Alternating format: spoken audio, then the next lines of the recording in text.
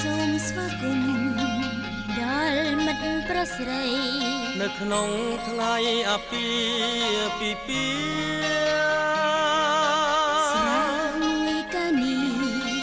ជាសង្ខេបភៀមដំណើរចិត្តស្មោះសរថ្ងៃនេះហើយជីវិតស្នេហ៍ថ្មីជួបនៅរឿងរ៉ាវប្រពៃធន់គ្រប់អង្គប្រសិនចាំផ្ដើមសហសវត្តថ្មីសូមឲ្យរីករាយទឹកឃ្មុំ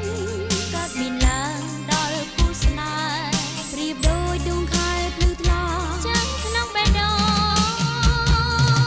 ដើម្បីជាសាធិភាពក្នុងពិធីមង្គលការនេះយើងទាំងអស់គ្នាត្រូវតែលើកកែវស្រាឡើងផឹកឲ្យអស់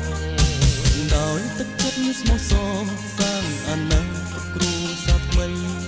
ដែលរៀបចំដោយមេបាប្រុសស្រីសូមជូនពរគូស្នេហ៍ថ្មីជួបនៅតែសេរីសុខស្ដីអាយុយឺនយូររហូតដល់ចាស់សង្ស្គាល់រៀងខ្លួនហើយសូមឲ្យស្នាមញញឹមនៃគូស្វាមីភរិយាថ្មីពេញហើយដីដែលភៀវណាត្រឡប់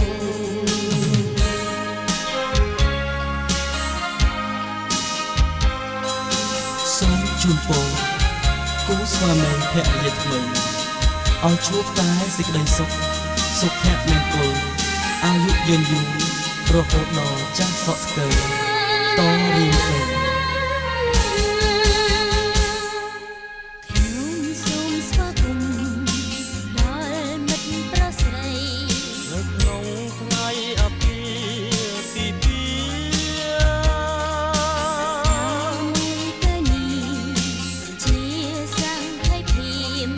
ដំណើរចិត្តស្មោះសរថ្ងៃនេះហើយជីវិតស្នេហ៍ថ្មីជួបនៅរឿងរ៉ាវប្រពៃធន់គ្រប់អង្គប្រសិនចាប់ផ្ដើមសហសវត្តថ្មីសូមឲ្យរៀបរយទឹកឃ្មុំ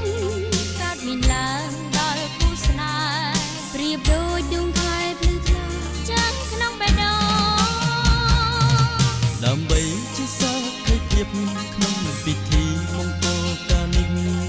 យើងទាំងអស់គ្នាត្រូវតែលើកកែវស្រាឡើងផឹកឲ្យអស់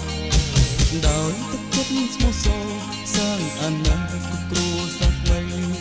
ដែលរៀបចំដោយមេបាប្រុសស្រីសូមជូនពរគូស្នេហ៍ថ្មីជួបនៅតែសេរីសុខស្ដី